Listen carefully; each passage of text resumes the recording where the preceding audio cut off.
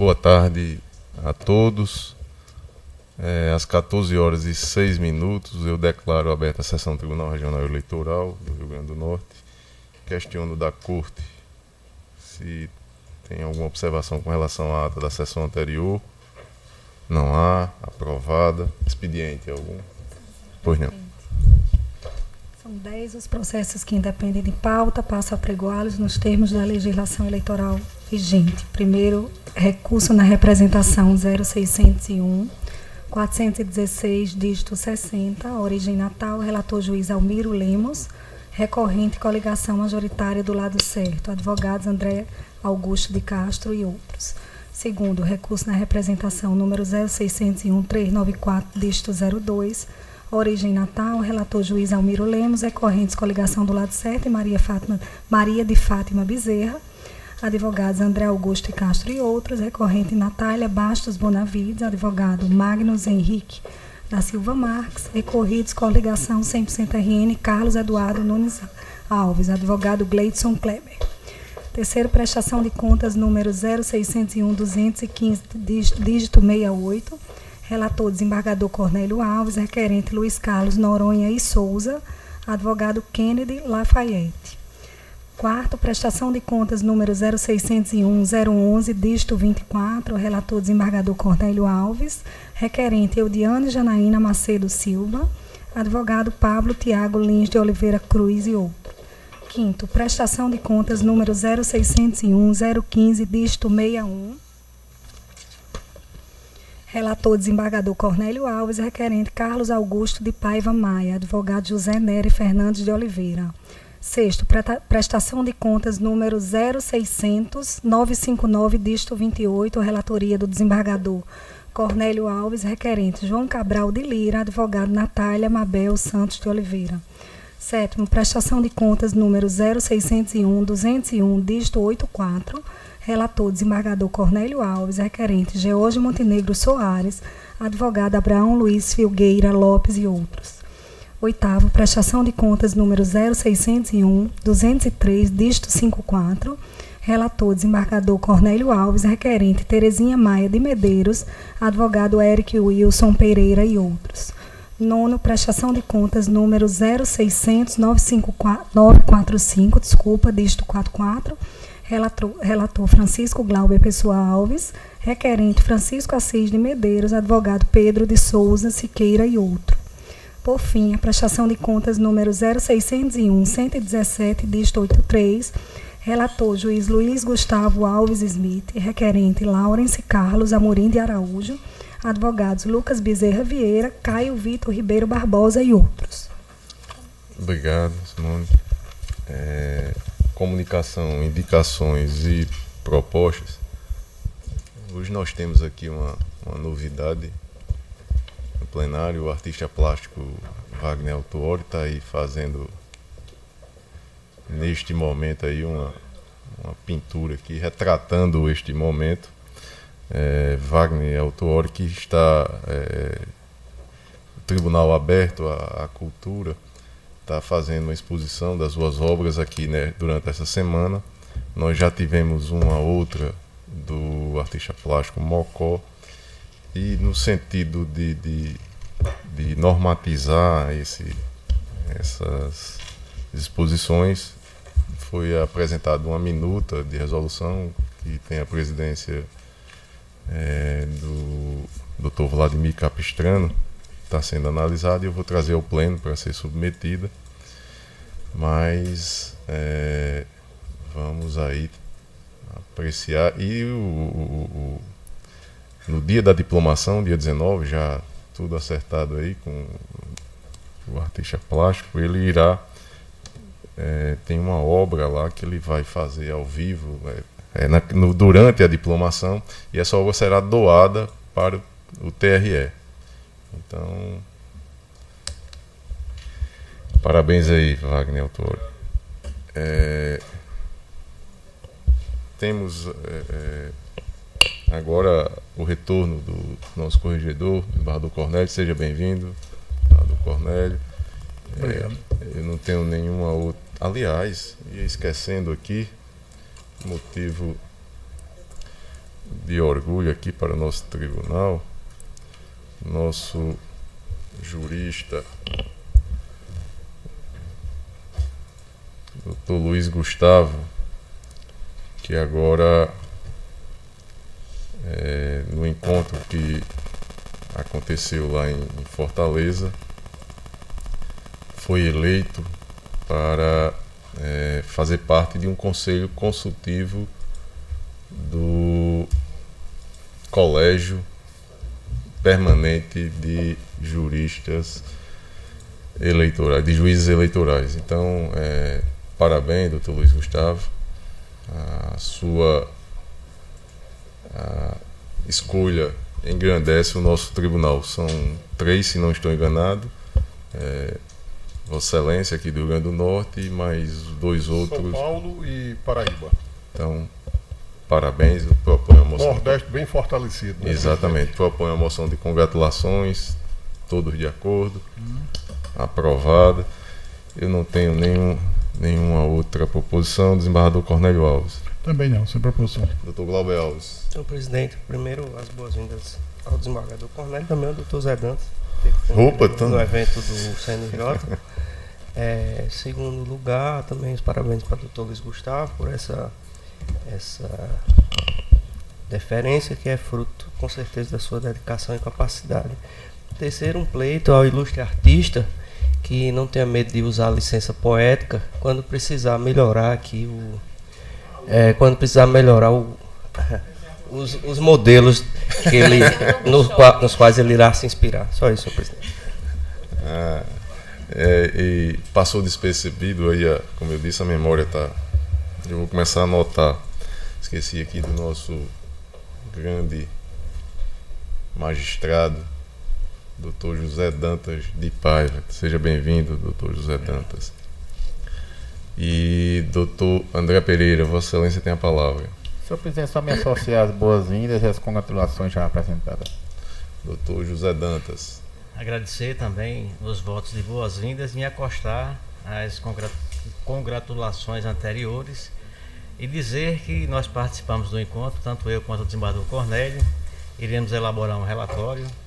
As metas já estão publicizadas, mas há outros detalhes que precisam ser ditos e mostrados, e nós o faremos provavelmente na próxima semana. Perfeito. Doutor Luiz Gustavo. Senhor presidente, eu agradeço as congratulações de Vossa Excelência e dos demais pares. Dou as boas-vindas ao desembargador Cornélio também e ao doutor José Dantas. E comunico que ontem, o processo que foi julgado ontem, a prestação de contas que foi dado por publicado em sessão, por um problema do PJE, um problema no meu certificado, na minha certificação, não consegui lançar a assinatura no acórdão ontem. Por essa razão, recomendar você proceder à leitura do acórdão hoje. Tranquilo, faremos daqui um momento oportuno. Alguma outra proposição? Nenhum registro? Doutor Vladimir Capistrano. Não, senhor presidente, nenhum registro adicional, só me acostar ao que já foi dito. Então, esquecendo, doutora Cibele. O Ministério Público se associa a todas as congratulações e parabenizações e queria convocar todos os juízes e servidores ao Natal Solidário dos Terceirizados. Durante todo o ano, o TRE conta com um grupo de trabalhadores que não medem esforços para oferecer serviços de excelência, dando o melhor de si no desempenho de suas atribuições. Para retribuir um pouco dessa dedicação, o TRE está fazendo a campanha Natal Solidário. A campanha ela vai presentear os funcionários terceirizados e vai demonstrar todo o nosso carinho a respeito de cada um deles. Para participar, basta acessar a árvore de Natal que está disponível na intranet do tribunal, clicar no botão correspondente à sua unidade. Em seguida, você deve escolher um enfeite da árvore que ainda não esteja doado, um enfeite cinza, informar o título e senha para logar no sistema. E uma vez autenticado, escolher um ou mais enfeites para sua doação. Cada enfeite representa R$30. As contribuições serão arrecadadas pelo gabinete responsável pela unidade. E o prazo final será no dia 8 de dezembro. Então, é só entrar no site do TRE e clicar para fazer a doação. Quem tiver alguma dificuldade, pode procurar a chefia da unidade, que o valor será arrecadado de qualquer forma. Então, fica aqui essa convocação para esse ato de solidariedade. Obrigada. Obrigado, doutora Cibele. E doutor André escutou, né? A mensagem.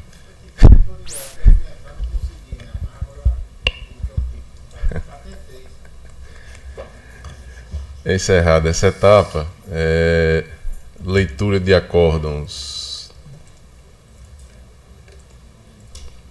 O doutor Luiz Gustavo tem um. Senhor presidente, como já informado,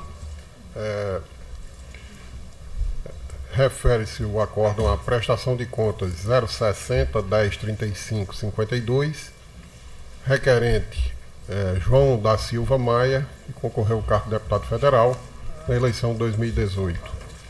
Advogados Abraão Luiz Silveira Lopes, César Augusto Costa Rocha, José Rossi de Araújo Braulino, Leonardo Dias de Almeida.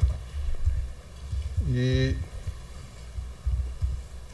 pelos motivos que eu já declinei, o acórdão, em seu dispositivo, registra: acórdão e juízes do Egrégio Tribunal Regional Eleitoral do Estado do Rio Grande do Norte, a unanimidade de votos, adotando como fundamento o parecer da Comissão de Análise de Contas Eleitorais e em consonância com a Procuradoria Regional Eleitoral, em aprovar com ressalvas as contas de João da Silva Maia, eleito para o cargo de deputado federal nas eleições de 2018 pelo Partido da República, nos termos do voto do relator, parte integrante da presente decisão.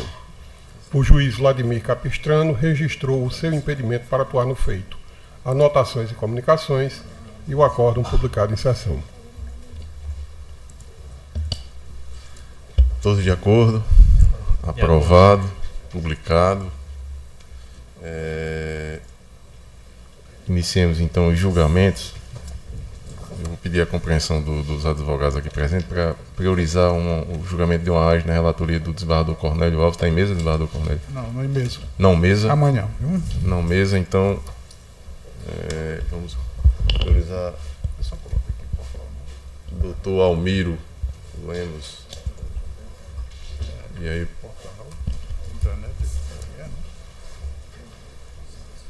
É o recurso na representação número 1416, disto 60, o relator é o doutor Almiro Lemos, recorrente coligação majoritária do lado certo, advogado doutor André Castro. E neste não teremos sustentação oral, mas... Sim, não, mas tem no outro que é conexo, que é o recurso na representação número 139402, não é isso, doutor Almiro? Também vai ser conjunto, são conexos, né? O relator é o mesmo, recorrente, coligação do lado certo e Maria de Fátima Bezerra, o advogado doutor André Castro, recorrente Natália Bonavides, o advogado doutor Magnus da Silva Marques, recorridos coligação 100% RN e Carlos Eduardo Alves, o advogado doutor Gleidson Kleber. E não, são esses dois. Tem um terceiro? Não. O terceiro transitou em julgado. Transitou em julgado, perfeito. Então teremos sustentação oral. Doutor Almiro, Vossa Excelência tem a palavra. A sustentação, senhor presidente, é no 1394, só confirmando. No 1394, não é isso? Na verdade, excelência, eu pedi sustentação nos dois. Em ambos. Tá. O julgamento Eu vou chamar o 1394. Inicialmente faço o relatório dele. Trata-se de representação eleitoral com pedido de liminar, ajuizada por coligação 100% RN, caso Eduardo Nunes Alves, em face da coligação do lado certo, Maria de Fátima Bezerra, Natália Bonavides, Assis Filho e Isolda Dantas, por veiculação de propaganda irregular. Alegam que os representados, mediante material gráfico distribuído entre os dias 19 e 20 de setembro em Mossoró, vêm fazendo propaganda irregular em que Lula consta como candidato a presidente e Haddad como vice, com o intuito de criar artificialmente na mente do eleitorado que, votando 13, o voto vai para Lula. Sustenta a irregularidade desta propaganda, sustentaram, requereram liminar, no mérito reiteraram o pleito, eu analisei e deferi a medida de urgência para consagrar uma tutela inibitória no valor de R$10.000, nos termos dos artigos 536 e 537 do Código de Processo Civil, para cada eventual nova veiculação da propaganda eleitoral que foi objeto da representação, sem prejuízo de outras sanções. Houve irresignação dos candidatos representados. O Ministério Público opinou pelo deferimento do pleito constante na representação. Em decisão definitiva, reiterei e deferi, confirmei, no caso, a tutela que foi deferida, nos mesmos termos, e contra esta representação, os representados, coligação do lado certo, Maria de Fátima Bezerra e Natália Bastos Bonavides, recorrem e fundamentam substancialmente as razões recursais nos mesmos argumentos, com os mesmos argumentos apresentados na defesa, e pedem a revisão desta tutela inibitória que foi fixada. Consoante já mencionado, houve o reconhecimento da conexão, no caso uma conexão instrumental, porque substancialmente o material contra o qual se dirigem as representações são os mesmos, senhor presidente, e com isto eu finalizo o relatório deste processo 050-1394. Volta aí, Vossa Excelência falará em nome de... Falo em nome da coligação do lado certo e de Maria de Fátima Bezerra. Vossa Excelência tem até 10 minutos. Obrigado, senhor presidente. Boa tarde a todos os integrantes desta corte, boa tarde a todos os servidores, a nobre representante do Ministério Público Eleitoral e aos colegas advogados que estão aqui assistindo essa sessão. O grande interesse recursal aqui, e isso que nos move a apresentar a resignação perante esta corte contra a decisão proferida nos autos dessa representação, tal como na outra que é conexa, é em razão do reconhecimento da ilicitude de um material que nós não concordamos com essa ilicitude. Qual a grande questão fática que envolve esse material? Produção de material de propaganda com menção a Lula como candidato a presidente da República. Lula efetivamente foi candidato à presidência da República até o indeferimento do seu requerimento de registro de candidatura e até a sua substituição pela candidatura do professor Fernando Haddad. Então, o que tem que ser levado em consideração aqui é que o material produzido antes do indeferimento do registro de candidatura do ex-presidente Luiz Inácio Lula da Silva e aquele distribuído antes desse indeferimento não é ilícito. E a coligação, bem como Maria de Fátima Bezerra, comprovou nos autos, essencialmente nos autos 14 e 16, mediante a juntada da nota fiscal referente à produção do material lá reclamado, que aqueles santinhos tinham sido produzidos antes do indeferimento do registro de candidatura do senhor Luiz Inácio Lula da Silva. Então, qual é a irregularidade existente neste material, do qual não há sequer prova de distribuição? Tanto é assim que a tutela inibitória, né, a multa aplicada em face da tutela inibitória não foi efetivamente aplicada. Ora, se está falando de um material que foi produzido quando permitido, com menção ao candidato que na época figurava na chapa, e não há prova de que essa produção ocorreu posteriormente ao indeferimento do registro, tampouco há prova da distribuição de material posteriormente ao indeferimento do registro de candidatura.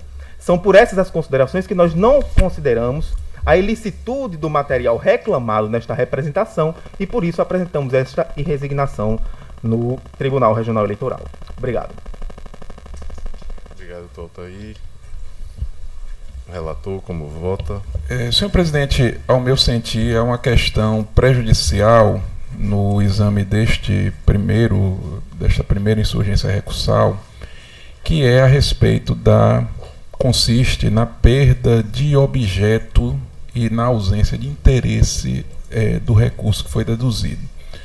Houve julgamento, senhor presidente, de matéria que, ao meu sentir, por demais similar, no âmbito do processo 060, ou perdão, 060-1499, julgado, se não me engano, há 2 semanas, mas enfim, um julgamento que inclusive eu integrei. O relator foi o Dr. Ricardo Tinoco, em julgamento unânime. Entendeu-se naquela ocasião que, superada a fase da propaganda, não subsistia mais interesse na manutenção e na discussão da tutela inibitória.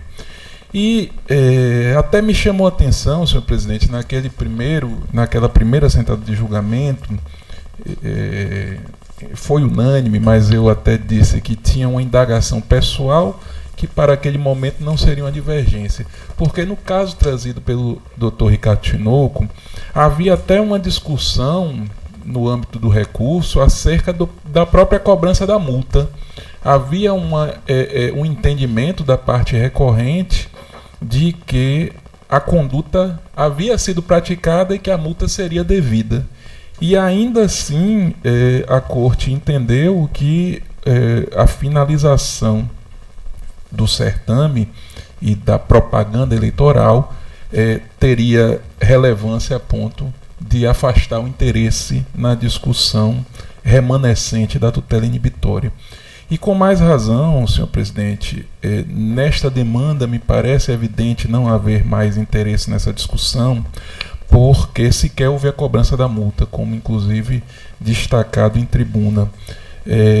Restaria discussão de teses e tradicionalmente se tem que no âmbito do processo não há interesse que sustente a mera discussão de teses. Então, por esta razão, inclusive muito firme no precedente que mencionei, no julgamento que mencionei, e destaco inclusive que é obrigação do relator e dos membros, de certa forma, todos os membros da Corte, mas substancialmente a obrigação minha como relator, buscar manter estável, íntegra e coerente a jurisprudência da Corte, e em observância a este precedente, o meu voto é por não conhecer os recursos, entendendo ausente o interesse processual. O Ministério Público não se manifestou a respeito, não é isso, doutor Almiro, ainda? Dessa questão prejudicial, não, né? Não. Doutora Cibele, como... Excelência, o Ministério Público é nesse sentido. Opina nesse sentido. De perda de... Perfeito. Doutor André Pereira. Senhor presidente, eu não participei da outra discussão, mas creio que, como não houve multa, porque foi a inibitória, né? Seria a multa se acaso houvesse descumprimento, eu acompanho o relator. Perfeito. Doutor José Dantas de Paiva. Também, senhor presidente, eu participei do outro julgamento, eu me recordo, e eu acompanho o relator. Essa questão prejudicial lá alcança também o 1416, não? Não, apenas aliás, apenas desse... Exato. 1394. Doutor Luiz Gustavo. Senhor presidente, eu sou impedido desses 2 processos, já fiz o registro. Doutor Vladimir Capistrano. Senhor presidente, eu vou acompanhar o relator no reconhecimento de que houve perda superveniente do interesse processual. Aí não é apenas do interesse recursal, né, doutor Almir? É do próprio interesse processual, inclusive do autor da ação, e não apenas do interesse da modificação da decisão de primeiro grau. É porque o que ocorre, doutor Vladimir, é que a decisão foi proferida ainda durante durante o certame eleitoral.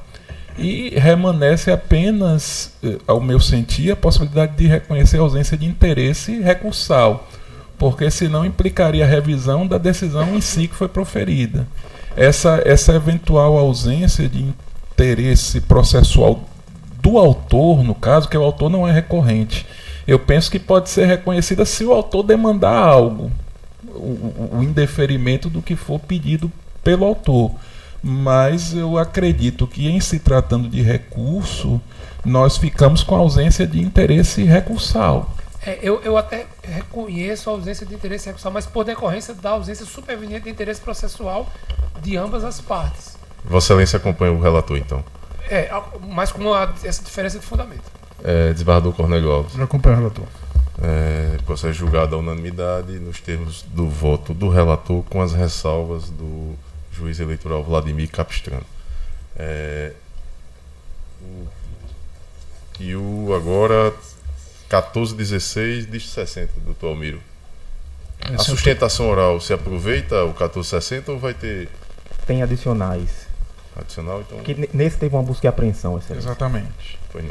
E eu já encaminhei outro anteriormente, porque se tratava de uma questão prejudicial que eu imaginei que não envolveria discussão do mérito naquele caso.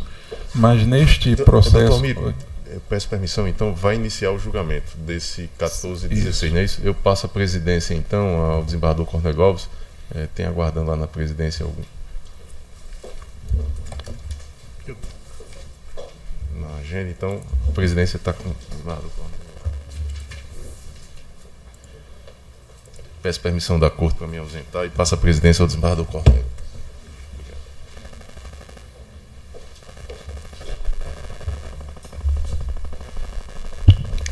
Bom, receba a presidência e vamos dar prosseguimento. Doutor Miro. Representação eleitoral com pedido de liminar ajuizada pelo Ministério Público em face de Maria de Fátima Bezerra, Zenaide Maia Calado Pereira dos Santos, Fernando Vanderlei Vargas da Silva, Natália Bastos Bonavides e Maria Isolda Dantas de Moura, por veiculação de propaganda irregular, contrariando o disposto no artigo 242 do Código Eleitoral e artigo 53A da Lei 9.504.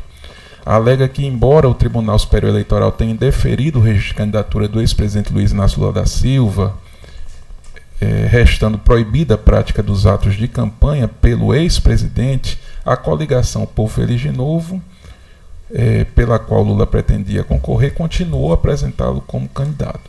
Bem, sustentou o Ministério Público que, em razão da recalcitrância partidária, o Ministério Público Eleitoral ajuizou a reclamação na Corte Superior e, naquela reclamação, o ministro Luiz Roberto Barroso proferiu decisão acolhendo a reclamação, bem como autorizou que qualquer juiz auxiliar competente para apreciar as reclamações ou representações relativas ao descumprimento da Lei 9.504 faça implementar diretamente esta decisão, caso tomem conhecimento de descumprimento de seus termos.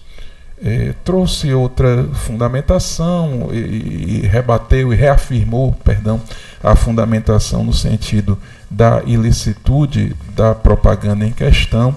Asseverou que em diversos outros estados foram realizadas apreensões de material gráfico semelhante, esse material ao qual inclusive já me referi, em que o ex-presidente Luiz Inácio Lula da Silva era apresentado como candidato e o Fernando Haddad como vice. Foi requerida liminarmente busca e apreensão nos endereços especificados.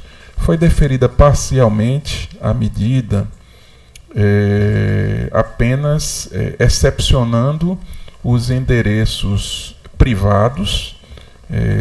A medida não foi praticada nas residências, como foi requerido, e também foi indeferida diligência no sentido de utilização de servidores do TRE para a realização da prova, por entender eu que não se tratava de direito de poder de polícia em si, mas de produção de prova que não deveria ser feita por agentes do Poder Judiciário. Foi apresentada a defesa, opondo-se os representados. A despeito desta defesa, entendi no julgamento final que a tutela provisória que foi decretada deveria ser mantida, porque efetivamente havia elementos suficientes para a sua confirmação. Foi determinada a destruição do material de propaganda apreendido ante o reconhecimento da sua irregularidade. O material efetivamente foi apreendido na diligência. Houve recurso de embargos de declaração, que foi desprovido, e insistem a representada Maria de Fátima Bezerra no recurso e na revisão da medida, sustentando substancialmente os fundamentos que foram trazidos por ocasião da contestação, pleiteou análise da preliminar de ausência de interesse processual e, no mérito, a improcedência do pleito, senhor presidente. Eu procurei resumir, porque certamente a sustentação oral retomará os temas que a defesa articulou e que serão enfrentados por mim no julgamento. É o relator. Pois não. Com a palavra defesa, que tem o tempo de 10 minutos para fazer suas razões. Obrigado, senhor presidente. Novamente, boa tarde a todos. Bem, a matéria fática de fundo aqui é semelhante à discutida na representação anterior. Produção e distribuição de material com menção a Lula como candidato à presidência da República neste pleito de 2018. Ainda mais interessante, nesse caso, é porque ocorreu a busca e apreensão, e na busca e apreensão nós podemos lidar faticamente sobre material individualizadamente, sobre Santinho, e com isso demonstrar que a produção daquele Santinho se deu anteriormente ao indeferimento do registro de candidatura de Luiz Inácio Lula da Silva. Há nos autos a nota fiscal de final 488, datada de 27 de agosto de 2018, data anterior à substituição de candidatura de Lula pela de Fernando Haddad, que ocorreu somente em 11 de setembro. Novamente, eu questiono qual a irregularidade a ser considerada ilícita propaganda que faz menção a candidato que não teve ainda o seu registro sequer alvo de apreciação pelo Poder Judiciário. Se fosse assim, se isso fosse um obstáculo à propaganda eleitoral, sequer poderia existir propaganda eleitoral antes do deferimento ou indeferimento das candidaturas postas às eleições. O Ministério Público Eleitoral, com todo respeito, fala na tentativa de articular e promover no inconsciente eleitoral uma substituição ou uma continuidade da candidatura de Lula, mas não traz elementos, nem mesmo após a busca e apreensão, concretos de que material divulgado pela candidatura de Maria de Fátima Bezerra após o indeferimento do registro de candidatura de Lula foi efetuadamente distribuído. Não há nenhuma prova nos autos nesse sentido. E aqui é de se falar, inclusive, do indeferimento da busca e apreensão, pela ausência dos seus requisitos.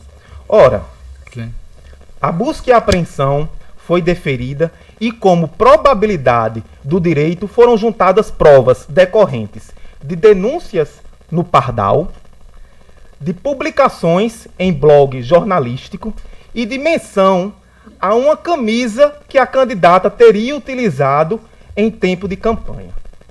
Ora, as denúncias do Pardal foram juntadas aos autos sem a menor investigação.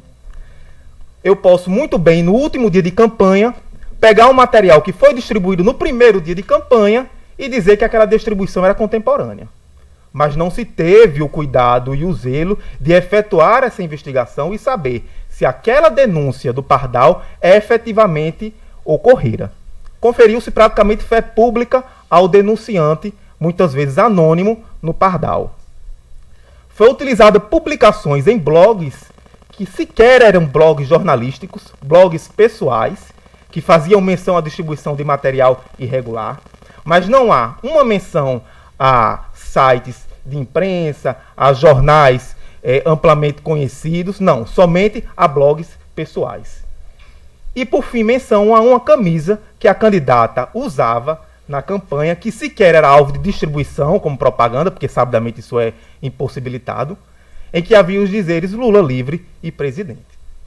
Esses foram os elementos levados aos autos pelo Ministério Público e esses foram os elementos que levaram o juízo a deferir a busca e apreensão.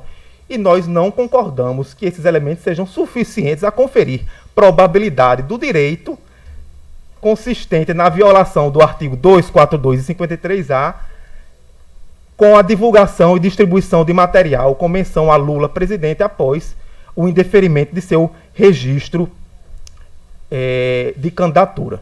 E o interessante aqui é porque exatamente na mesma semana, talvez no dia anterior ou com 2 dias de antecedência, eu não me lembro bem, foi indeferido medida de igual conteúdo, de igual objetivo, na representação proposta pela coligação 100% RN, que anteriormente foi julgada aqui nesta corte. Então, senhores, por tudo e por tudo, nós acreditamos na improcedência da medida cautelar de busca e apreensão, na improcedência da representação, já que não há provas de produção e distribuição de material com menção a Lula presidente após o indeferimento de registro de sua candidatura e substituição pela candidatura do professor Fernando Haddad. São com essas as palavras que eu sustento a improcedência do pedido inicial do Ministério Público Eleitoral. Terminadas as razões orais, com a palavra o relator. Senhor presidente, também há uma questão prejudicial na presente demanda, que é a possibilidade de ser apreciado o recurso da coligação do lado certo. E eu estou me posicionando em relação a esta questão prejudicial, senhor presidente, entendendo que este recurso não pode ser conhecido. A coligação em questão, na verdade, não foi parte desta demanda, desta discussão, destes autos. A ordem foi cumprida em desfavor dos candidatos, a coligação não foi indicada como litisconsorte. É sabido que o terceiro prejudicado pode recorrer contra a decisão judicial que atingiu interesse jurídico seu. Contudo, penso eu, senhor presidente, caros colegas, que não é possível este recurso sem uma exposição de causa de pedir suficiente, capaz de ensejar, demonstrar e possibilitar a análise da existência deste interesse recursal, o que, no caso, sob exame, em verdade, não houve. Então, com estes registros em questão prejudicial, eu penso e voto no sentido de não conhecer o recurso apresentado pela coligação do lado certo. Remanesce o recurso, ou remanescerá o recurso da candidata eleita Maria de Fátima Bezerra. Doutor André, com voto. Com relator. Doutor José Dantas. Com relator, senhor presidente. Doutor Gustavo. Não voto. Senhor presidente. Já tá. Doutor Vladimir. Com relator. Então, a questão prejudicial foi acatada no voto do relator. Pode seguir, doutor Meiro. Finalmente, senhor presidente, adentrando no mérito do recurso, embora não exatamente no mérito da demanda, eu preciso relembrar que o objetivo da demanda, em momento algum, foi a confecção ou a distribuição pretérita do material. Então, a informação de que a confecção foi anterior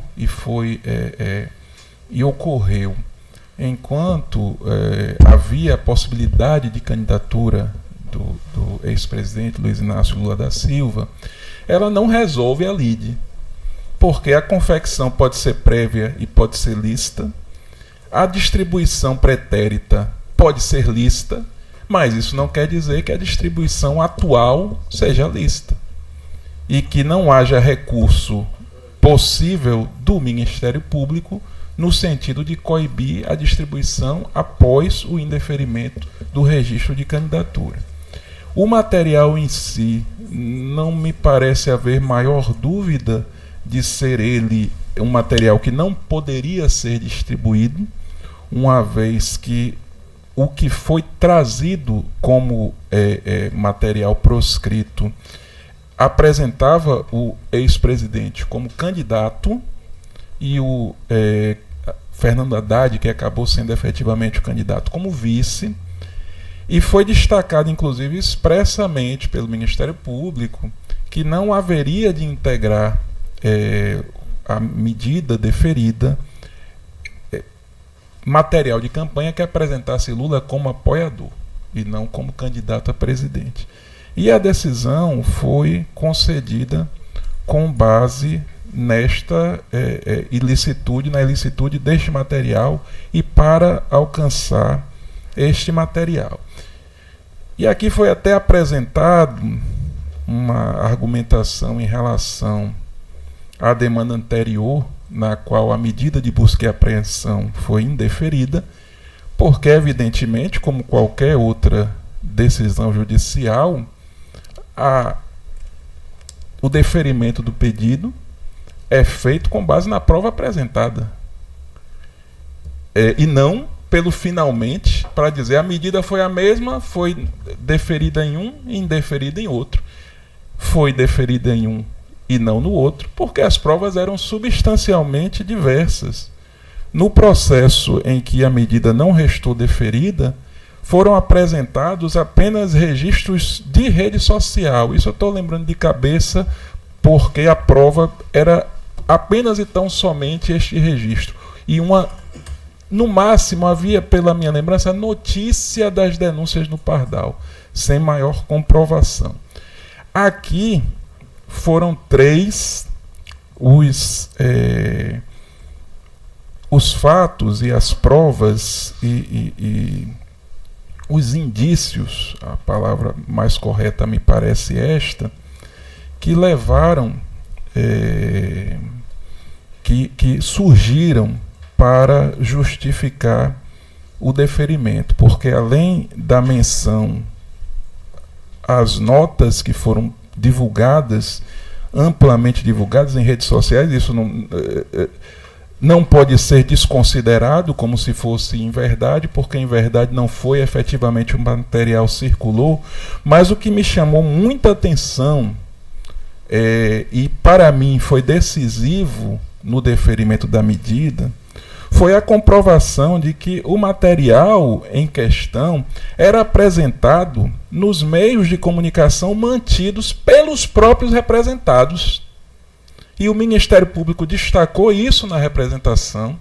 Eu fiz questão de entrar nos sites e, de fato, era visível o material em questão, destacado não necessariamente pelos representados, mas em fotografias que foram divulgadas nos sites por eles mantidos e apresentadas por apoiadores destes. Ora, por mais que ele vá dizer, eu não tenho condição de controlar o que aqueles que me apoiam levam às mãos ou estão apresentando nos atos, nos comícios, mas a divulgação deste material ou aparecer esse material em fotografias divulgadas pelas próprias redes sociais dos representados minimamente demonstra alguma aquiescência com a utilização dele. Esta camiseta que foi mencionada, ela contém substancialmente a frase que foi o objeto de comunicação que foi havido por ilícito Lula livre presidente. E isto foi apresentado pela então candidata na sua rede social. Foi usado publicamente um evento de campanha, um conteúdo de mensagem que era amplo, sabido por todos, que não poderia ser feito porque já havia sido determinada ou reconhecida a sua ilicitude pelo âmbito do Tribunal Superior Eleitoral. Então, estes fatos, ao meu sentir, não podem ser desconsiderados e há mais 2 circunstâncias que devem ser ponderadas. Os representados são responsáveis pela confecção. Se foi confeccionado e não pode circular, são responsáveis pela guarda. E, ao menos em tese, naquele momento, eram beneficiários da divulgação. E cabe lembrar, embora se esteja, no fim, julgando hoje aqui o mérito, a decisão final, mas estamos discutindo a medida que é antecipatória e até preparatória, que é a tutela, ou que é a busca e apreensão. E é talvez secular ou milenar a lição de que para a concessão de medida preparatória e de medida cautelar não se exige a demonstração cabal do direito, mas, consoante sabido e ressabido, o fumo boniuris, dito fumo boniuris, e o perigo da demora. A demonstração não precisa ser plena, basta ser indiciária. E eu penso que a reunião desses 4 indícios que listei, o material confeccionado pelos representados, os representados beneficiários da divulgação, os materiais apresentados em meio de comunicação mantido pelos próprios representados e a divulgação pública de mensagem de conteúdo semelhante ao da propaganda ilícita por aquela que ocupava o cargo de topo da coligação, do grupo político, vamos dizer assim, naquela eleição, eram elementos mais do que suficientes para definir e determinar a busca e apreensão do material, sobretudo com o cuidado que tive de não efetuar essa busca em residência, porque esta merece uma proteção mais de maior volume, de maior intensidade, porque envolve a privacidade restrita dos indivíduos. E digo mais, finalmente, já me encaminhando para o final, senhor presidente. A localização do material é uma indicação do acerto da medida cautelar, porque a circulação estava havendo, os indícios apontavam para que essa circulação poderia ter relação com a representada, e o acautelamento do material inibe ou dificulta bastante esta circulação, sobretudo quando aliada à tutela inibitória que foi concedida na demanda que encerramos o julgamento anteriormente.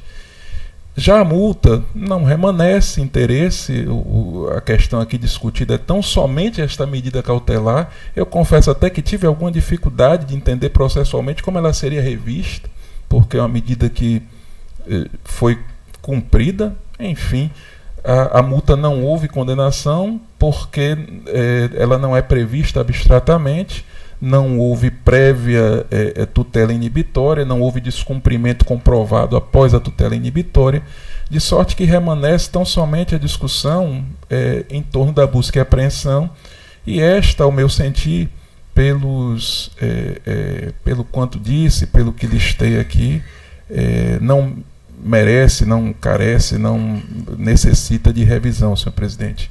E é por esses motivos que, conhecendo o recurso da representada Maria de Fátima Bezerra, eu nego o provimento a tal recurso. Eu vou. Doutor André, como vota?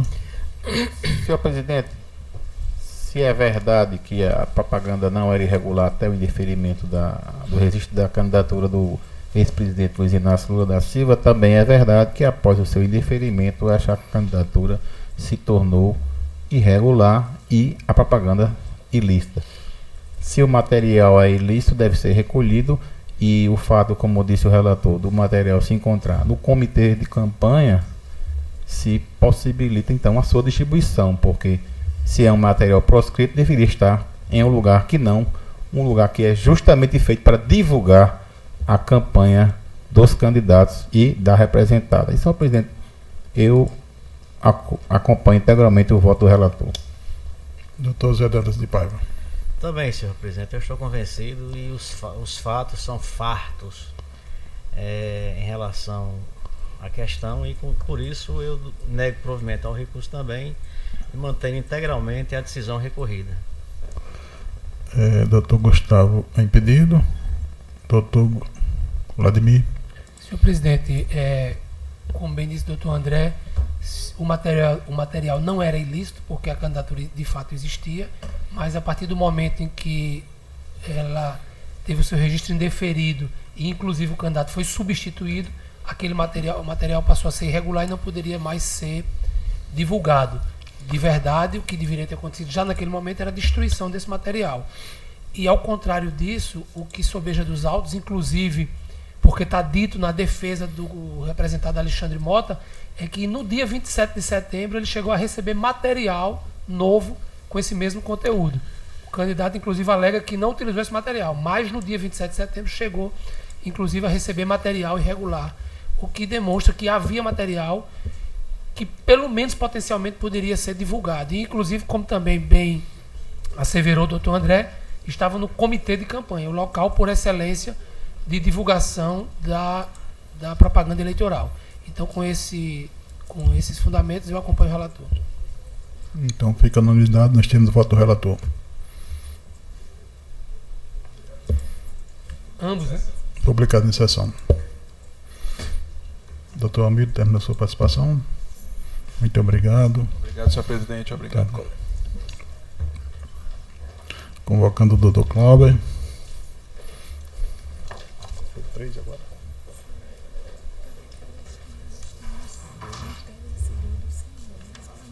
Não tem nada não.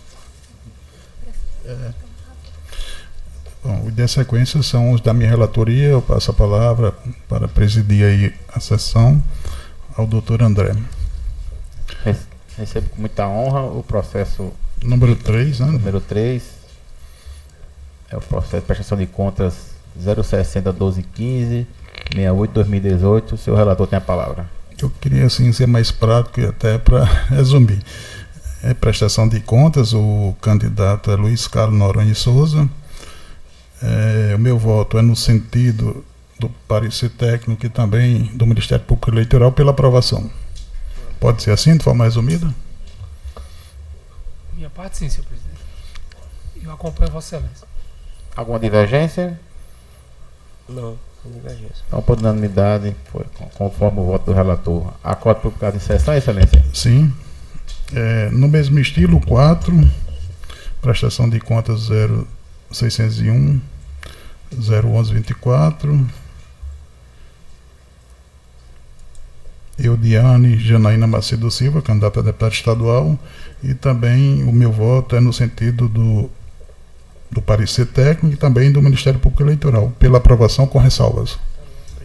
Alguma divergência ao voto do relator? Acompanho o relator. Por unanimidade, número 4, no voto do relator, publicado em sessão. Número 5, também prestação de contas, candidato a deputado Carlos Augusto de Paiva Maia. Também o meu voto é no mesmo sentido do parecer técnico e do parecer do Ministério Público, pela aprovação com ressalvas. Indaga-se alguma divergência? Com o relator. Por unanimidade, no voto do relator, acordo publicado em sessão. Todos publicados em sessão. Na sequência, no mesmo sentido, o número 8. Prestação de contas, Terezinha Maia de Medeiros. Meu voto também é no sentido do parecer técnico e do Ministério Público Eleitoral. Aprovação com ressalvas. Alguma divergência? Com o relator. Por unanimidade, o tribunal, nos termos do voto do relator, publicado em sessão, Excelência? Sim. Acordo publicado em sessão. Agora tem o número 6. Prestação 0600095928. João Cabral de Lira, deputado estadual. Relatório. Trata-se de prestação de contas apresentadas por João Cabral de Lira, candidato ao cargo de deputado estadual nas eleições de 2018. A Comissão de Análise de Contas emitiu o relatório preliminar sugerindo a baixa dos autos em diligência para que o candidato sanasse as falhas apontadas, apresentando esclarecimentos e documentos necessários ao exame das contas. Após manifestação do candidato, com a apresentação de documentos complementares, a unidade técnica pronunciou-se pela aprovação das contas com ressalvas em parecer conclusivo. Estado a se pronunciar a doutora Procuradoria Regional Eleitoral, corroborando o entendimento da Comissão de Análise de Contas Eleitorais, também opinou pela aprovação das contas com ressalvas. Em nova manifestação, o órgão ministerial ofereceu parecer complementar, por meio do qual retificou parcialmente a manifestação anterior e opinou pela desaprovação das contas. O parquet afirmou em uma das irregularidades apontadas pela equipe técnica do tribunal, depósito em espécie em conta bancária do candidato, possui gravidade suficiente a ensejar a desaprovação das contas. É o relatório. Relatório aprovado, Vossa Excelência tem a palavra. Primeiro, eu ressalto que é tempestivo, né? As contas foram apresentadas tempestivamente. Depois, digo o seguinte: após a apresentação de documentos em sede de diligência, a Comissão de Análise de Contas Eleitorais assentou que subsistiram as seguintes falhas. 1. Descumprimento do prazo para entrega de relatórios financeiros de campanha. 2. Ausência de comprovação de recolhimento ao Tesouro Nacional de recursos do Fundo Especial de Financiamento de Campanha.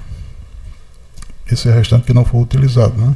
O terceiro, doações financeiras acima de R$ 1.064,10 realizadas de forma distinta da opção de transferência eletrônica entre as contas bancárias do doador e do beneficiário.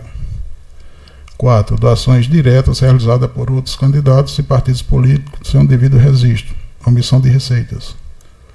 Quanto ao descumprimento do prazo para a entrega do relatório financeiro pertinente às 5 doações, totalizando o valor de R$ 23.086,15, que se referiu ao item 1, cumpre destacar que, apesar da inobservância do artigo 50 da Resolução 23.553, na espécie não houve omissão de recurso, o que reveste dita falha de natureza meramente formal, nos tendo já decidido por esta especializada. Eu citei um acórdão do Tribunal de Justiça de Pernambuco, na sequência do TSE, e estou rejeitando essa parte. Pertinente à segunda irregularidade apontada no item 2, o órgão técnico constatou a ausência de comprovante de recolhimento ao Tesouro Nacional dos recursos do Fundo Especial de Financiamento de Campanha não utilizadas, no valor de R$ 195,10, conforme demonstra a transcrição parcial do parecer técnico conclusivo. O parecer está transcrito, as folhas 4. Consoante dispõe o artigo 53, parágrafo 5º da Resolução TSE 23553, os valores do Fundo Especial de Campanha eventualmente não utilizados não constituem sobras de campanha e devem ser recolhidos ao Tesouro Nacional por meio de guia de recolhimento da União, no momento da prestação de contas. Logo, ainda que a falha apontada não seja capaz de macular a transparência das contas em exame, notadamente em razão do baixo valor envolvido, entendo que o prestador deve recolher a mencionada quantia ao Tesouro Nacional. No que diz respeito ao item 3, que está das doações financeiras acima de R$ 1.064,10, realizada por meio de depósito em espécie em conta bancária, faz-se importante asseverar o que foi consignado no parecer complementar oferecido pela Procuradoria Regional Eleitoral nos seguintes termos. Está transcrito o parecer, a folha 5. Na espécie, constato que houve descumprimento da disposição contida no artigo 22, parágrafo 1º da Resolução do TSE 23.553, o qual preceitua que as doações dessa natureza devem ocorrer através de transferência eletrônica até as contas bancárias do doador e do beneficiário. Entretanto, embora as aludidas doações não tenham sido realizadas na forma exigida pela regra da resolução, verifique que os recibos eleitorais acostados aos autos houve a perfeita identificação de doadores e dos respectivos valores doados, quais sejam João Cabral de Lira, R$ 3.000, Pedro Cavalcante, R$ 1.400. Neste contexto, tendo em vista que as doações ora examinadas representam apenas 2,42% da receita declarada pelo prestador, e estando atendida a finalidade da norma, que é identificar com exatidão os doadores, na medida em que o candidato identificou os doadores por ocasião de depósito, conforme ID 391971 e 391921, de modo que não há que se falar em irregularidade, pois na observância ao artigo 22 desta resolução. Acerca dessa temática, a jurisprudência do TSE consignou a irrelevância da desconformidade procedimental ante a correta identificação dos doadores, conforme demonstra os enunciados a seguir. Estão transcritos no voto. E com relação ao item 4, o parecer técnico indicou a suposta omissão de receitas por meio de 4 doações estimadas em dinheiro realizadas pelo candidato Fernando Vanderlei, as quais totalizaram um montante de R$ 938,50 e representam 1,62% do total das receitas. O candidato justificou a omissão das mencionadas receitas sob o argumento de que se tratava de doações estimadas em material gráfico efetuado por outro candidato e que, segundo esse entendimento, apenas este estaria obrigado a formalizar o registro de tais doações.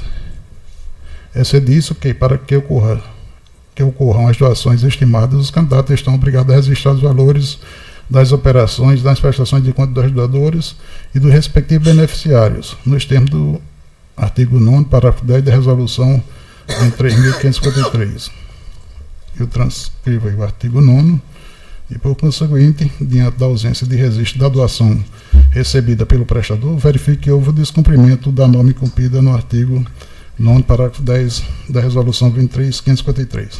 Todavia, considerando que o montante das doações não registrada representa tão somente 1,62% do total das receitas declaradas pelo prestador, entendo cabível a aplicação dos princípios da razoabilidade e proporcionalidade.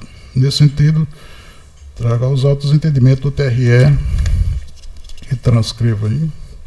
Com efeito, as falhas ora apontadas não macularam a movimentação contábil, incidindo na espécie disposto no artigo 30, parágrafo 2º, letra A da Lei 9.504, segundo o qual erros formais ou materiais relevantes no conjunto da prestação de contas que não comprometam seu resultado não acarretarão sua rejeição. Tanto exposto, em consonância com o parecer da Comissão de Análise de Contas Eleitorais e em dissonância com o parecer complementar da Procuradoria Regional Eleitoral, voto pela aprovação com a ressalva das contas apresentada por João Cabral de Lira, alusivas à candidatura a deputado estadual nas eleições de 2018. É como voto. Senhor presidente, eu peço vista esse processo, ele tem uma relação com outro processo que eu estou trazendo, então eu gostaria de pedir vista. Pois não. Os demais aguardam o voto vista ou estão aptos a votar? Aguardo o voto. Nós aguardamos. Suspensa para amanhã, né, doutor? É o mais rápido possível, né? Okay. Então, fica. Tem mais, presidente? Tem sim, o número 7. Oferecer a palavra.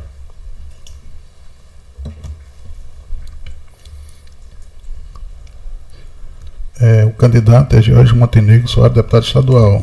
Senhor presidente, só para informar que eu tenho impedimento neste processo e já, inclusive, registrei no PJE. Pois não. Trata-se de prestação de contas apresentada por Jorge Montenegro Soares, candidato ao cargo de deputado estadual, nas eleições de 2018, com observância à previsão contida na Resolução 23.553. A Comissão de Análise de Contas Eleitorais emitiu o relatório preliminar sugerindo a baixa dos autos em diligência para que o candidato sanasse as falhas apontadas, apresentando esclarecimento do documento necessário ao exame das contas. Após a manifestação do candidato, com a apresentação de documentos complementares, a unidade técnica pronunciou-se pela aprovação das contas com ressalvas em parecer conclusivo. E estadas a se pronunciar, a douta Procuradoria Regional Eleitoral opinou pela desaprovação das contas. Após o candidato juntou aos atos com esclarecimento em face do parecer ministerial, manifestando mais uma vez na ID 475021. É o relatório. Sustentação oral. Agora vocês têm a palavra pelo prazo regimental. Excelentíssimo senhor presidente, doutos jogadores, nobre representante do Ministério Público. Ao final das diligências, o órgão técnico impugnou pela aprovação com ressalvas das contas, sendo que o Ministério Público, diferentemente, opinou no sentido de que as contas fossem desaprovadas pela suposta existência ainda de uma única irregularidade, que diz respeito a uma suposta omissão de despesa no valor de R$ 1.112,18 de uma nota fiscal que foi emitida por um posto de gasolina. Essa suposta despesa somente chegou ao conhecimento do candidato quando da diligência do órgão técnico. E aí, como se tratava de nota fiscal emitida em absoluto erro, e como o candidato não havia recebido aquele combustível, procurou o posto de gasolina no sentido de sanar aquela desarmonia. E o posto de gasolina informou que não poderia mais cancelar a nota em razão do transcurso do prazo legal para tanto. E de fato, nesse sentido, o posto de gasolina tem absoluta razão, porque o regulamento de ICMS do Estado do Rio Grande do Norte prevê um prazo de 24 horas para cancelamento de nota fiscal. Inclusive, no site da Secretaria Estadual de Tributação, ao tratar de cancelamento de nota fiscal, diz muito claramente que o prazo para cancelamento de nota é um prazo de 24 horas. Ou seja, o posto não poderia cancelar a nota fiscal. O que foi que fez? A medida tributária possível para afastar os efeitos tributários daquela nota de saída de combustível que foi erroneamente emitida. E aí o posto emitiu uma declaração consta inclusive nos autos com a firma reconhecida através do seu sócio-diretor, no sentido de que a nota foi emitida em equívoco e que o posto emitiu uma segunda nota, não mais de saída de combustível, mas sim de entrada de combustível, para sustar os efeitos fiscais daquela primeira nota.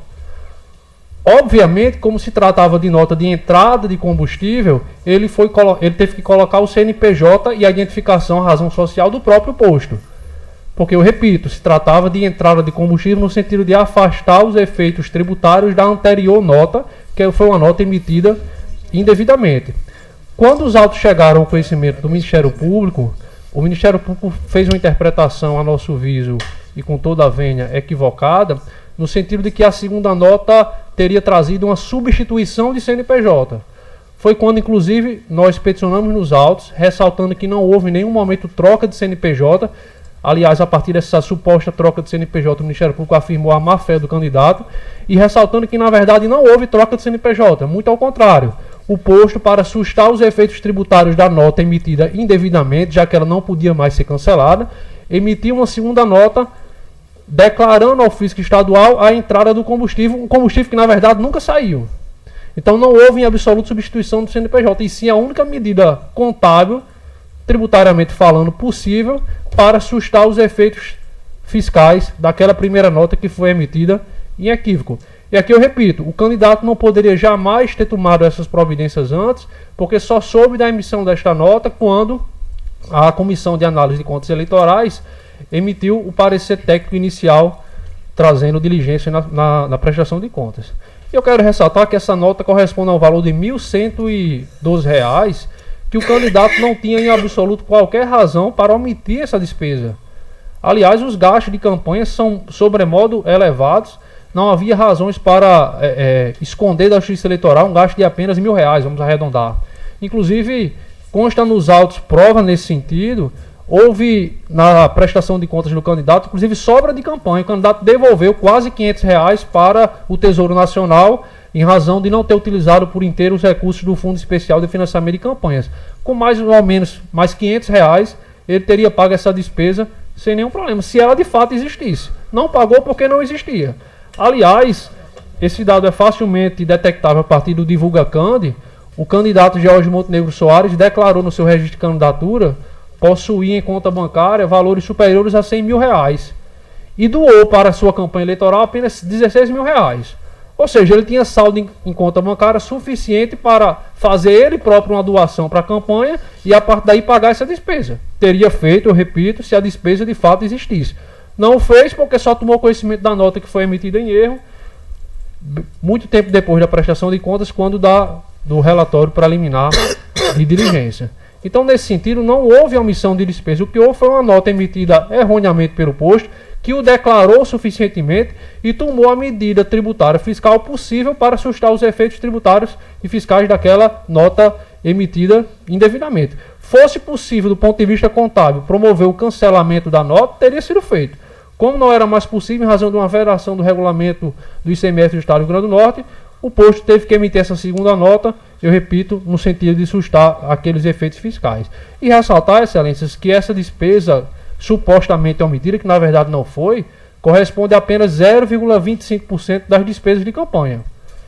E aqui, inclusive, eu peticionei nos autos, trazendo um parecer do Ministério Público em caso semelhante, no qual a despesa corresponderia a 0,11%, é o processo 060-1195-77, no qual o parquê opina no sentido de que as contas sejam aprovadas com ressalvas. Inclusive, naquele caso, o candidato peticionou nos autos em esclarecimento, dizendo que não sabia da despesa, parecido portanto com o meu constituinte, mas que provavelmente essa despesa teria sido contraída por um apoiador. Ou seja, esse candidato inclusive reconheceu que deixou de registrar uma doação estimável em dinheiro e não tomou nenhuma medida no sentido de sustar os efeitos fiscais daquela nota que foi emitida, segundo ele, erroneamente. No caso dos autos, porém, o candidato buscou o posto, como eu já coloquei, e o posto fez a medida tributária possível no sentido de afastar aqueles efeitos fiscais. Então, nesse sentido, mais uma vez ressaltando que corresponde a 0,25% e que não se trata em absoluto de despesa omitida, o candidato prestador de contas pugna pela aprovação das contas, ainda que com ressalvas. Relator com a palavra. Primeiro eu destaco que as contas foram apresentadas tempestivamente. Depois que, após a apresentação de documentos em sede de diligência, a Comissão de Análise de Contas Eleitorais assentou que subsistiram as seguintes falhas. 1. Intempestividade na apresentação de notas explicativas acerca da divergência entre a prestação de contas parcial e a final quanto ao valor de doação estimável em dinheiro pertinente à cessão de um veículo. O 2. Divergência entre a prestação de contas parcial e a final quanto a dispêndios financeiros que, somados, perfazem a quantia de R$ 3.597,68.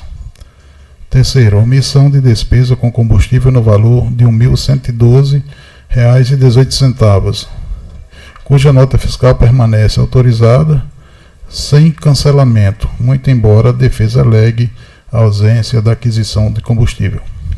No pertinente intempestividades de notas explicativas referidas no item 1, cumpre destacar que, nas contas parciais, foi consignada a doação estimada pertinente à cessão de um veículo no valor de R$ 6.750, porém, na final, este importe foi reduzido para R$ 2.500.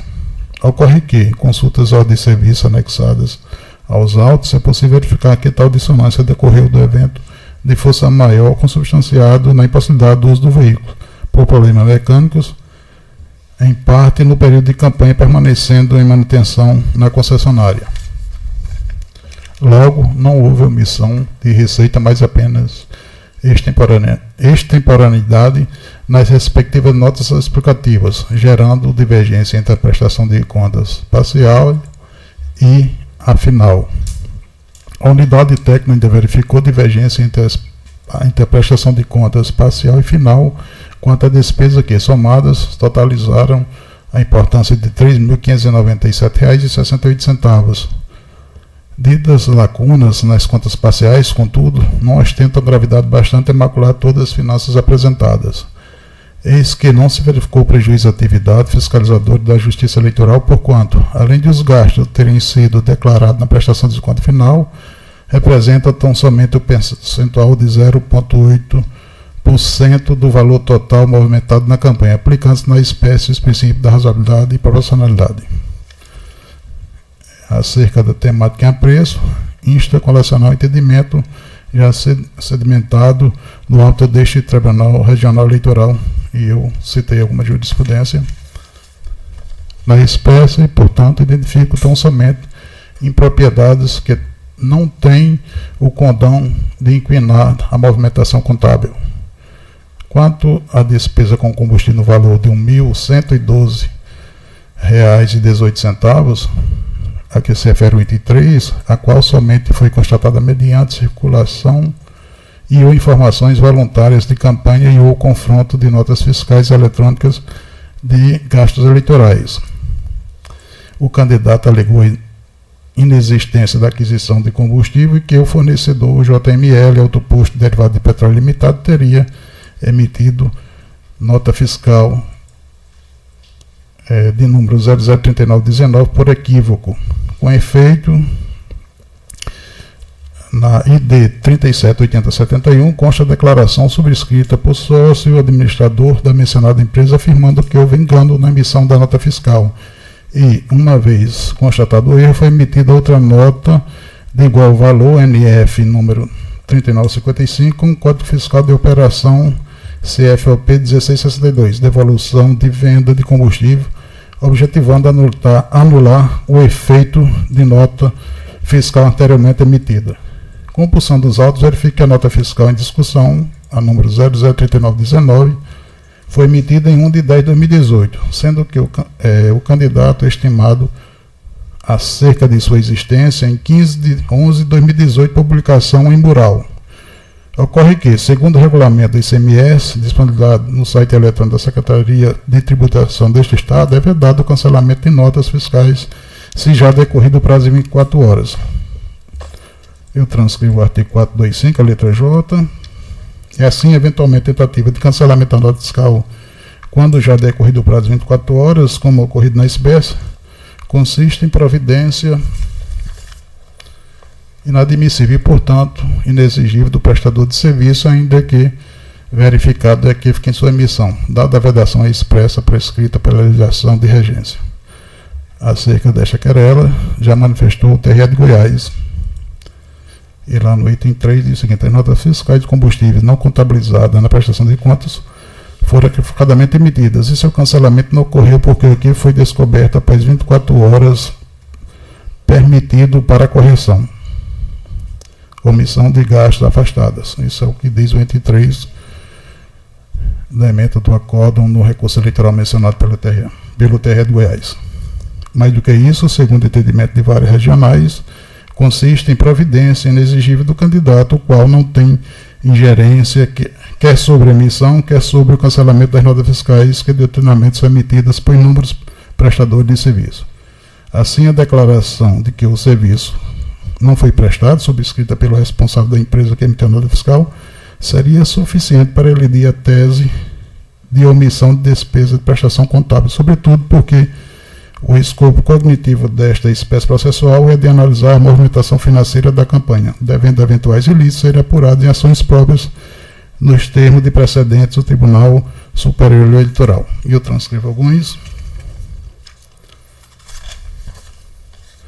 Existe, ademais, que a despesa hora em exame e a nota fiscal no valor de 1.102,18 corresponde tão somente a cerca de 0,25 do total movimentado na campanha. Noutra sendo, o fato de ter sido emitida a nota fiscal pelo fornecedor JML de igual valor, com o Código Fiscal de Operação CFLP 1662, devolução de venda de combustível não implicaria em tentativa de simulação do candidato em prejuízo à atividade fiscalizadora da Justiça Especializada, uma vez que a nova nota se refere à devolução de venda de combustível. No caso, foi emitida uma nota de entrada, nota F3955, com o objetivo de sanar uma saída de combustível emitida equivocadamente, sendo indicado o CNPJ do posto, até mesmo por não ser mais permitido juridicamente, conforme já visto, o cancelamento da nota fiscal outra emitida, que é a nota fiscal 3919. Assim, no contexto dos autos em que não se encontra na esfera decisória do candidato o cancelamento da nota fiscal. B. O suposto prestador de serviço declarou a ausência do serviço, restando impossibilidade pela legislação tributária de proceder ao cancelamento da nota fiscal. C. O montante correspondente ao percentual mínimo diante do valor total da campanha. Considero a inconsistência. Ora, em análise, não representa gravidade bastante a comprometer a lisura das contas apresentadas. Isto é salientar que, ainda que somada a tal importância com os valores pertinentes à divergência já apontadas entre a prestação de conta parcial e a final, ainda assim o percentual é deveras diminuto, representando pouco mais de 1% da movimentação contábil. Com efeito, as falhas ora apontadas não maculam as contas apresentadas, incidindo o disposto do artigo 30 para a segunda letra A da Lei 9.504, segundo o qual erros formais ou materiais irrelevantes no conjunto da prestação de contas, que não comprometem o seu resultado, não acarretarão sua rejeição. Ante o exposto, em consonância com o parecer da comissão técnica e em dissonância com a manifestação da PRE, voto pela aprovação com ressalva das contas apresentadas por Jorge Montenegro Soares, alusivas à candidatura a deputado estadual. É como voto. Doutor Glauber, como vota? Senhor presidente, essa corte tem vários precedentes, entendendo pela necessidade do requerimento do prestador no sentido de cancelamento da nota fiscal, e assim já julgamos em diversas ocasiões, mas me parece que no presente caso não seria necessário. Isso vou citar como exemplos apenas o recurso eleitoral 37709 e outro mais antigo, que é o 4994, mas o ponto que me parece crucial aqui e que me permite levar em conta é que, como bem analisou o eminente relator, o valor dessa despesa foi muito pequeno em relação ao total, que foi de 0,25%, e que houve um documento emitido pelo próprio doador no sentido de que aquilo não tinha sido prestado e por isso ele tentou emitir a segunda nota fiscal. Enfim, não houve, não se escondeu o que aconteceu da Justiça Eleitoral, que pôde ter a perfeita percepção dos fatos, de forma que acompanho o voto do relator com esses esclarecimentos. Doutor José Dantas de Paiva. Também, pelo percentual, acompanho o relator. Doutor Luiz Gustavo. Acompanho o relator pelas bem lançadas razões do voto do mesmo. Ao impedimento do voto do mesmo, é isso? Então o tribunal, por unanimidade, acompanhando o voto do relator, aprovou com ressalvas as contas do deputado identificado e eu devolvo para... Tem mais um, presidente? Não. Então devolvo a presidência para Vossa Excelência. Eu recebo, a presidência, agradeço. Agora, na sequência, o número 9. Senhor presidente, esse tem relação com aquele que eu pedi de Tem. Vossa Excelência, então ele está em não mesa, eu vou trazer Pronto. os dois para julgamento conjunto, tá? O 10. 10 está em mesa, senhor presidente. Com a palavra. Prestação de contas de Lawrence Carlos Amorim de Araújo, candidato a deputado federal. Os autos tratam da prestação de contas do candidato já identificado. A Comissão de Análise de Contas expediu o relatório preliminar de diligência, no qual apontou a existência de falhas a serem saneadas. O requerente esclareceu pontos obscuros da prestação e juntou documentos. O parecer técnico conclusivo opinou pela aprovação com ressalva das contas. O parquê ofertou parecer pela aprovação com ressalvas no mesmo sentido. E é o que importa relatar. Pois não, pode seguir. É isso, chega essa hora.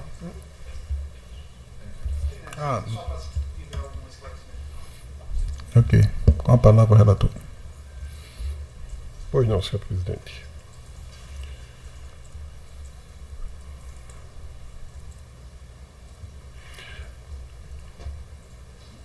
As falhas detectadas e que remanescem à diligência se referem à entrega intempestiva de relatórios financeiros, gastos eleitorais e doações em datas anteriores à entrega de prestação de contas parcial, mas não informados, doação estimável em dinheiro sem a comprovação Doutor Luiz da propriedade. se puder liberar o voto. Não está liberado? Não. Já foi. Obrigado. Por nada. Disponha sempre. Doação estimável sem a comprovação de propriedade do bem doado e inconsistência no CPF de um dos fornecedores. Eu passo a analisar cada uma dessas falhas de forma bem objetiva.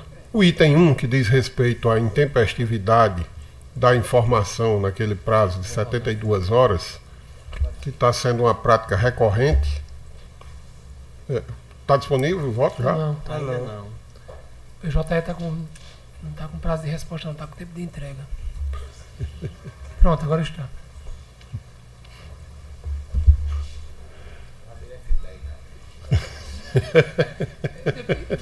Estava com quase F50 já aqui.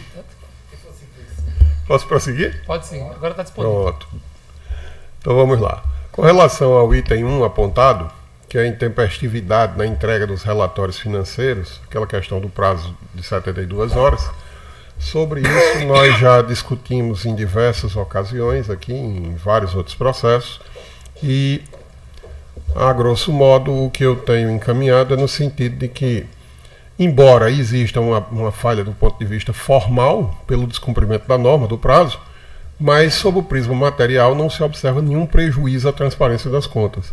Até porque é diferente a não apresentação dos relatórios da apresentação intempestiva. Aqui eles foram apresentados, só que a destempo, mas não comprometem a fiscalização da justiça.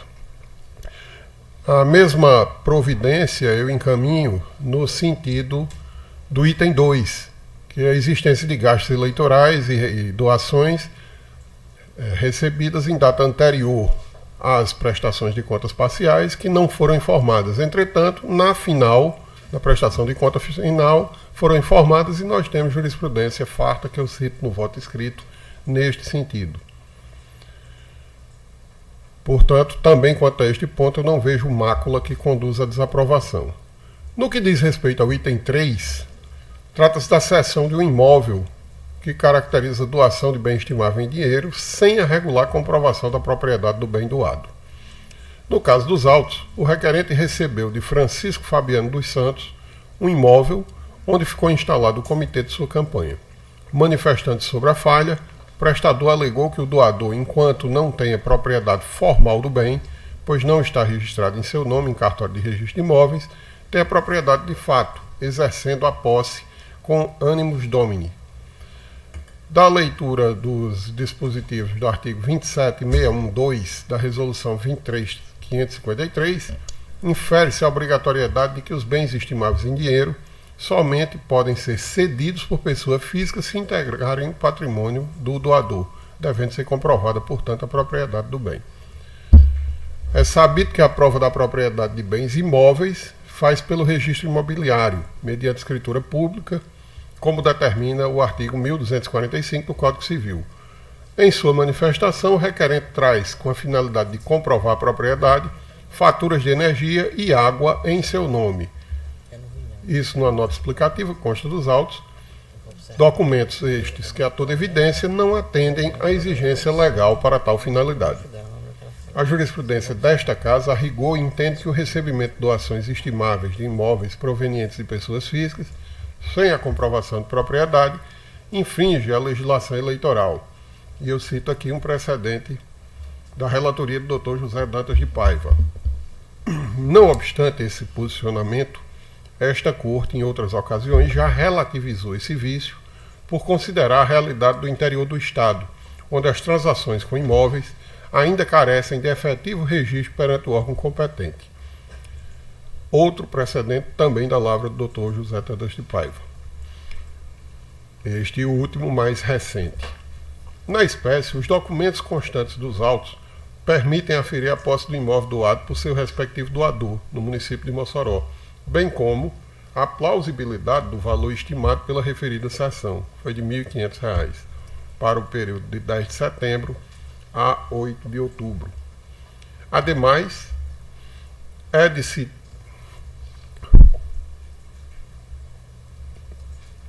só um minuto que o sistema aqui fugiu da minha linha de visão.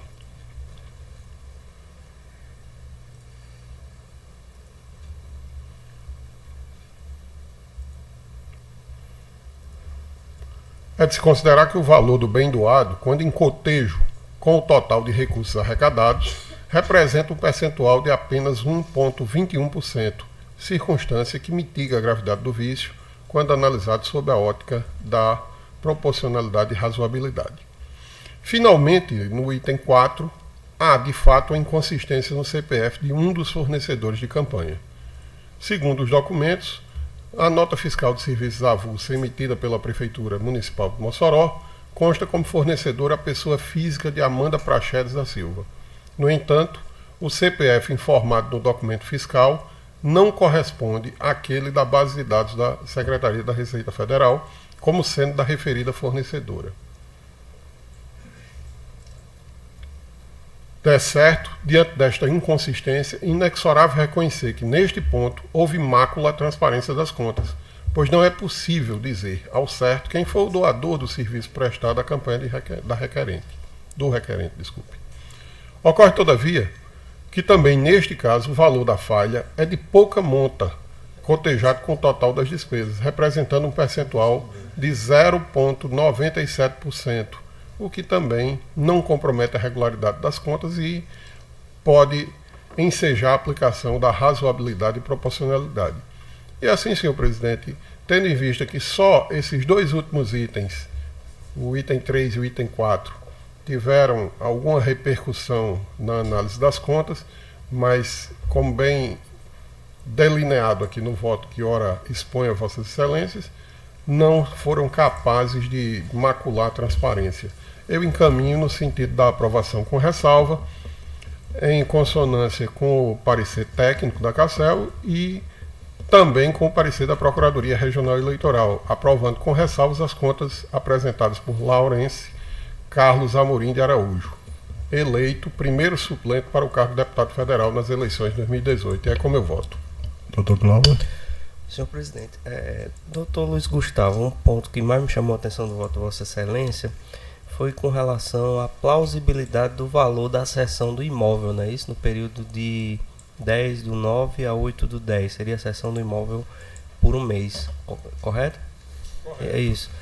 A minha preocupação é no sentido do seguinte, evidentemente, muitos dos imóveis no Brasil não são devidamente matriculados, as transferências não são averbadas junto ao folho real, ao registro imobiliário. E as pessoas, na verdade, têm apenas a posse, o animus domini, né, na verdade.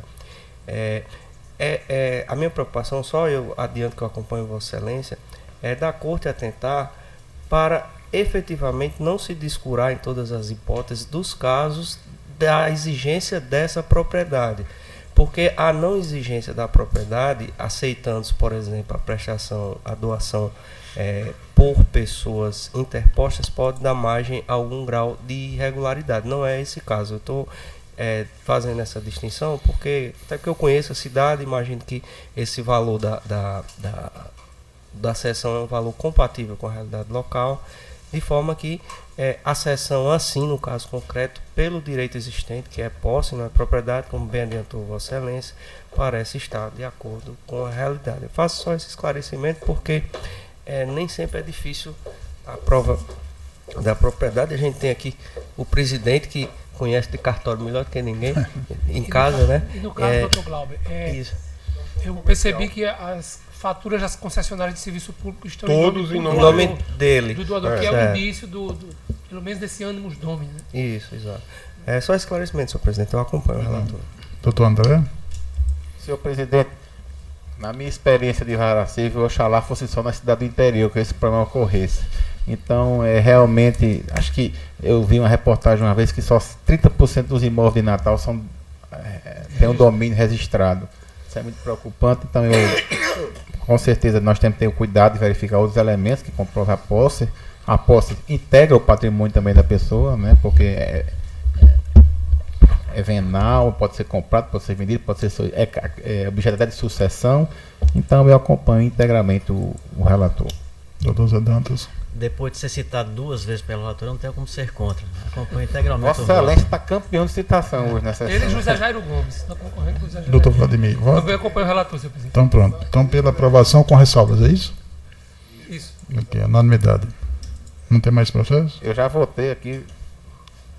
Senhor presidente, eu tenho um processo, mas eu vou retirar de pauta. Certo. Que é o recurso eleitoral 207/52. Vai retirar ou não mesmo? Retirar de pauta. Retirar de pauta mesmo. De pauta, porque amanhã já é a sessão, amanhã. Ok. Então, eu dou por encerrada a presente sessão. Até amanhã às 8, não é isso? 8 horas da manhã. 8 horas da manhã.